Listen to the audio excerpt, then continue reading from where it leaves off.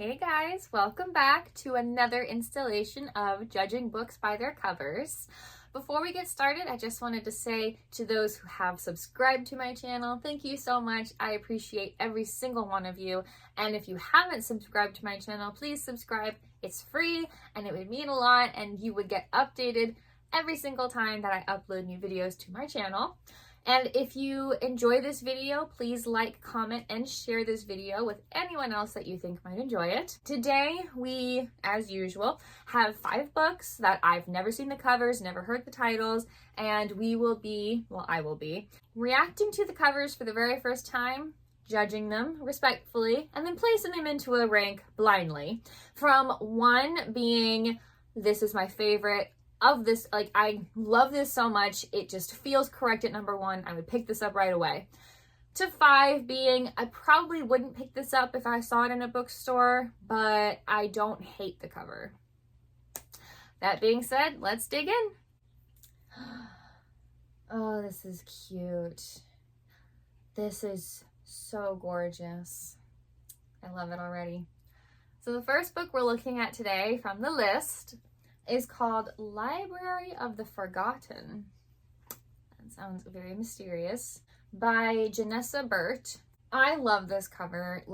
So the title and the author's name are pretty much taking up the top half of the page. And so they're pretty big and spaced out pretty far apart from each other. Still taking up like the top half of the page. So the title is in a very swirly, like a special kind of calligraphy font, like something you'd see written in calligraphy. It just makes sense. It's kind of what it looks like, especially the F in Forgotten. The author's name is in a pretty simple cursive that's just below the title. And that's it. There's no review quotes. There's no little taglines anywhere. It's just the title and the author's name, which is pretty rare these days, at least from what I usually see. So behind the title and the author's name, because that's overlaid, it's kind of like, it looks like just a photograph, or it's computer generated. It's clear that it's not drawn or painted.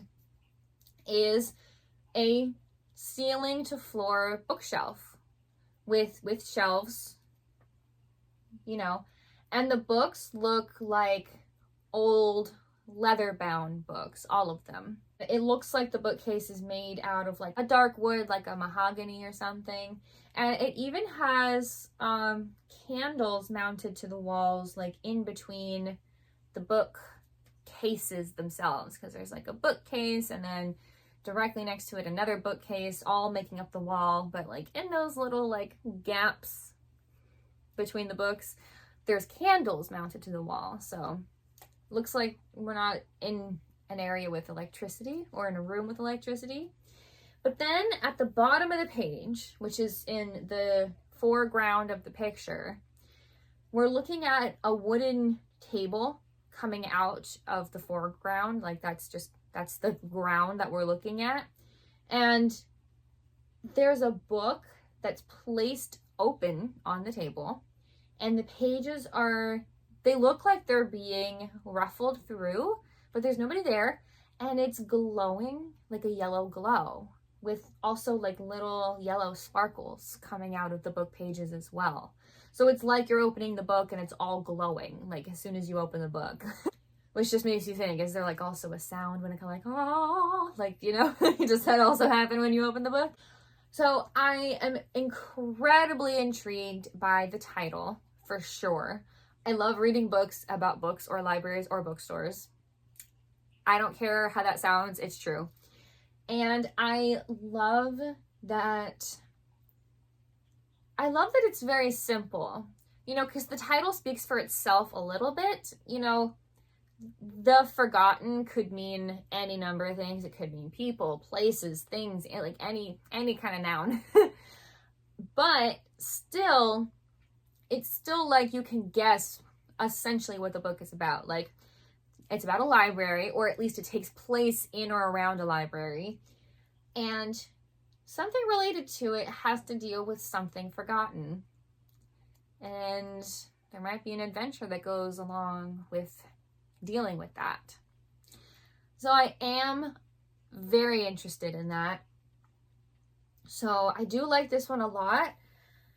I don't know if I feel like it goes at number 1 though. Usually if you've watched my videos before, like I say, it's just a gut feeling.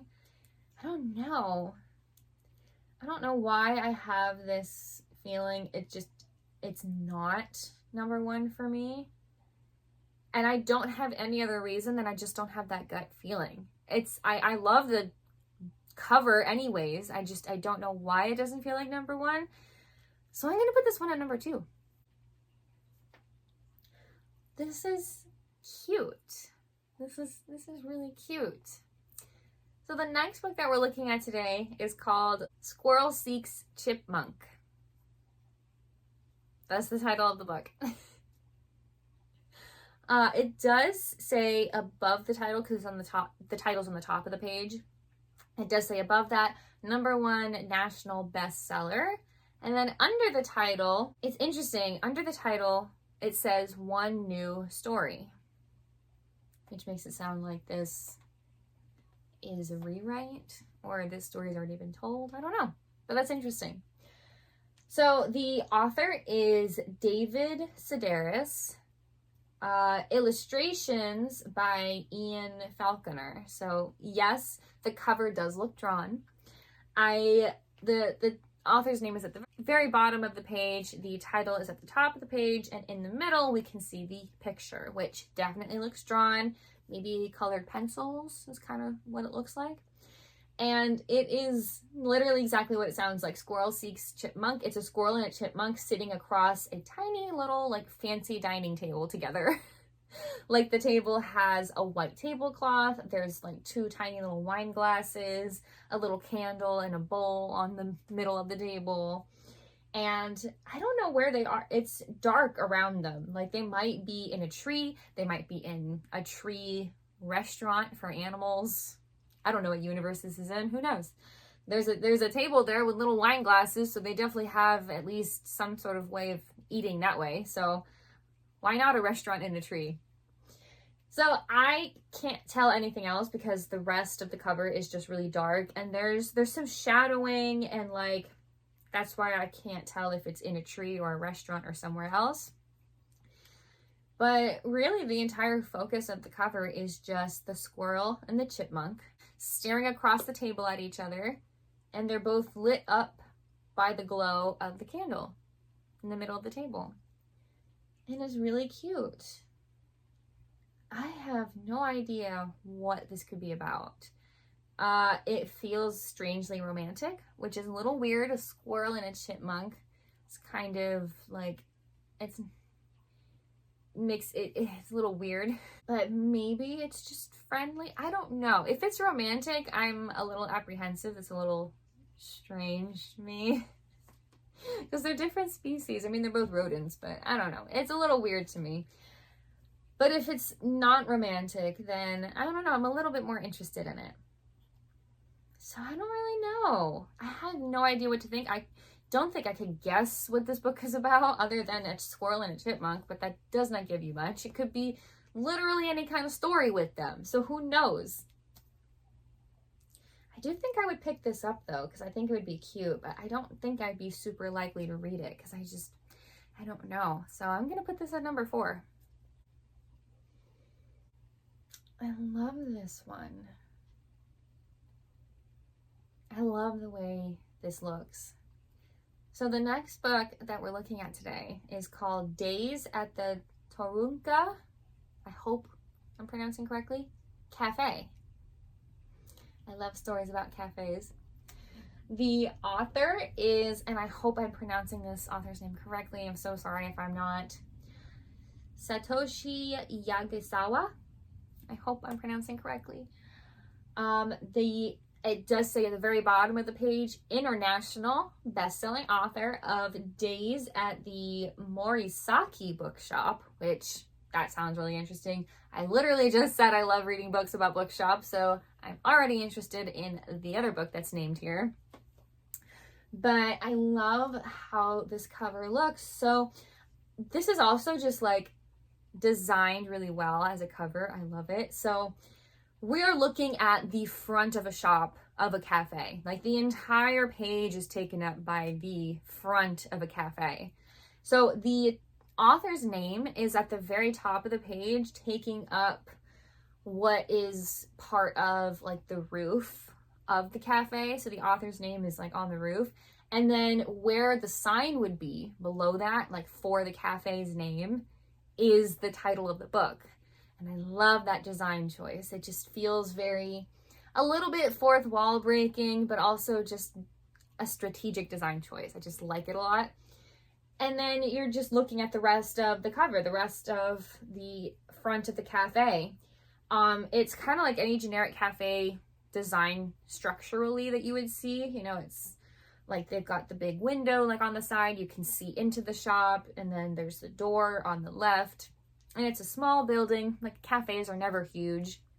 And there's a barista or server that's standing in the doorway who clearly is talking to a customer who's sitting at one of the outside tables. And there's a couple of cats also just hanging around, and I love that as well. The server or barista is wearing your typical like long apron that goes over like around your neck, like kind of maybe khaki pants that go down to her ankles. I think it's a girl. She looks pretty young because she has pigtails in her hair, and they're pretty short pigtails, like that go like kind of back, but they're pretty short. So it makes me think she's young, like possibly older teenager, maybe 20 or so. And then she's wearing like a white button-up shirt underneath the apron, and she's like leaning on the door frame with her hand on her hip, talking to a customer sitting at the tables outside the cafe. The tables look like that wrought iron, but they are like painted green, or maybe they just turned green because they used to be copper or something. And there's like plants and shrubbery around the table. The customer sitting there looks like a man. He has like brown curly-ish hair that's like pretty short. And he's wearing like a red and white small checkered button-up shirt, and probably jeans is what it looks like, and then some nice like loafers, like brown loafers, pretty simple. There's also in the window of the cafe, it says translated by Eric Ozawa. So I love that placement too. I almost missed that. You also see a bike leaning up against the wall somewhere, and like the little stickers and signs that you see on like cafe doors, like stating like, oh, it's been inspected, or oh, it has like this, like, you know what I mean? So it has a lot of small details, but it looks like, and I've mentioned this before, where like the people don't have very like defined facial features. Like they don't have eyes, they just have like the bumps where eyes would go, like the hollows where eyes would go, because they're both turned profile. So I like the way I think it's drawn, or possibly like drawn on a computer, and this kind of art is very satisfying to me. I like it a lot, and I love the concept of cafes, like books about cafes. So whatever happens at this cafe, whether it's between the server and the customer or some other people, I'm about it. So this book goes at number 1. Ooh, oh, this one looks cool. Oh yeah, I picked this one up. So the next book that we're looking at today is called Swirls of Magic, and that is a very cool title. The author is Kerry Law, and then Kerry is spelled Kerry, which I never used to see Kerry spelled that way, and lately that's the only way I've been seeing Kerry spelled, which is really funny to me. I don't know why. It's like when you start seeing something and you notice you start seeing something, so you feel like you're seeing it all the time. That's what I mean. It does say above the title, which is at the top of the cover, Old Town Trilogy Book 1. So this is a series. Specifically, it's a trilogy. And I love how the book cover itself is like bordered. It has a border. It's like red lines, and then moving into some designs in the corners of the book. but otherwise they're like red lines bordering the page. It's very pretty and satisfying, especially contrasted against the actual picture that's going on the cover. So this could be drawn or computer like drawn or generated. It's kind of hard to tell, but we're looking at an image like we're standing in the middle of a street, and there's either houses or businesses. They look more like houses, but they're kind of rickety old houses lining the street as we're looking down the street. And what ends in the distance is a city that kind of rises up a little bit more on a hill, like in the distance. So you can see the outlines of buildings like everywhere, and then the sky above it is like kind of ominous because it looks like there's smoke everywhere, and then somehow the sky is all green. Like it's a green sky, so I don't know where that comes from. There's also blackbirds flying everywhere around in the sky here. But then the most important feature of this is walking down the street, walking away from us, the viewers, is a girl, a woman, a young woman, however old she is, between the ages of like 16 and 30, who knows. She is walking away from us. She has very, very bright orange hair that's pretty long. Not like Rapunzel long, but like it would definitely go down to her mid-back. Let's put it that way. And she's wearing a very nice fitted, I don't know if it's a leather jacket or just a material that kind of mimics leather, but it looks like it's for really tough everyday use is what I would call it. With kind of what looks like matching pants almost, and definitely wearing boots, I think, like black boots. And her hair is blowing in the wind to the side. We can't see her face because we're looking at her from behind. But the town itself is giving me Tim Burton vibes, which I do love. And the green air definitely makes you think magic. Especially because I love how the font of the title, Swirls of Magic, is made of swirls. The S turns into this really big swirl as it goes down into the bottom, and then the M, like one of the lines, turns into a big swirl going underneath it. I love the connection of all of the things on this. So I would definitely pick this book up. It's so up my alley to pick up books that look like this. And I do think I would want to read this. So I'm going to put this one at number 3. So unfortunately, that does mean that our last book today goes at number 5 on the rank, regardless of how I feel.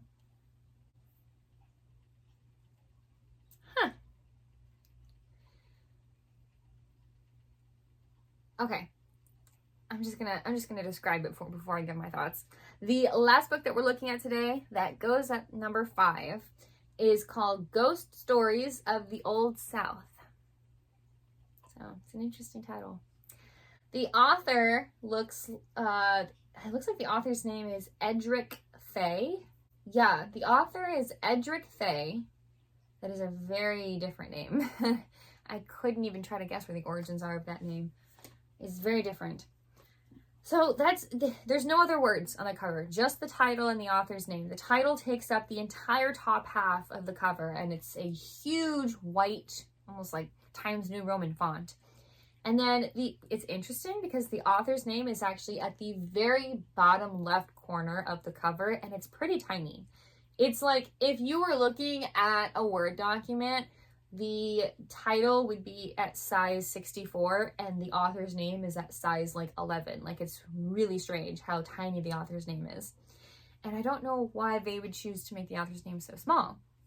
But anyway, the image that's behind the title and the author's name, it kind of looks computer generated. I could be wrong, it could be drawn, but it looks like we're taking a look at a picture of a grand house or mansion or estate. It's not like a regular house. It's huge, and it has pillars in front with a couple of floors that have railings everywhere. Like it's not just a house. So the house, we're gonna call it a mansion, has white pillars, like very fancy, almost Greek looking, or what you would see in Washington DC pillars, like concrete pillars.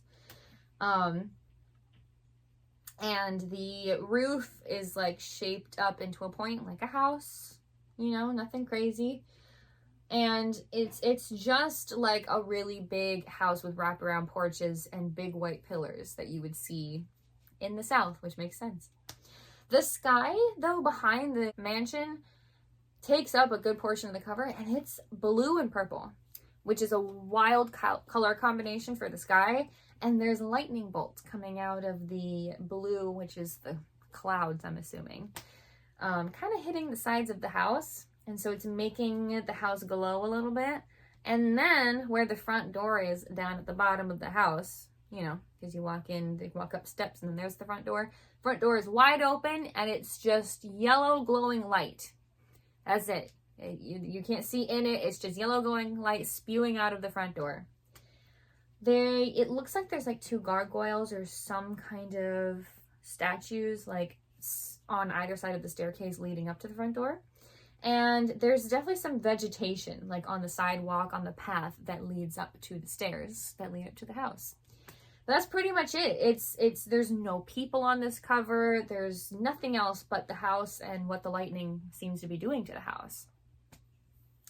So I find it interesting because so the title is Ghost Stories of the Old South, and then the lightning is doing something to the house that makes it seem like the lightning's causing things. So is it the ghost or the lightning? Or is the lightning causing the ghost to be around? I don't know. I have many questions, but I'm actually kind of glad that this ended up at number 5. I think I might pick this up just for nostalgic sake. I may have grown up in South Florida, but a lot of my time was spent in the American South, and so there is a nostalgia there for me. So I do think I would pick it up in that sense, but I'm not sure if I would actually read it. I'm not necessarily a ghost story type of person. I'll happily listen to it if it's like being told, but I don't go out seeking it. So this fits perfectly for me at number 5. Well, that is all for this week's video. Let me know in the comments what you guys think. I think this week's rank turned out perfectly for me. Even with number 5, like I said, I don't hate it, but it's definitely not something I would normally seek out. But let me know what you guys think. Thank you all so much for watching, and I will see you all in the next video.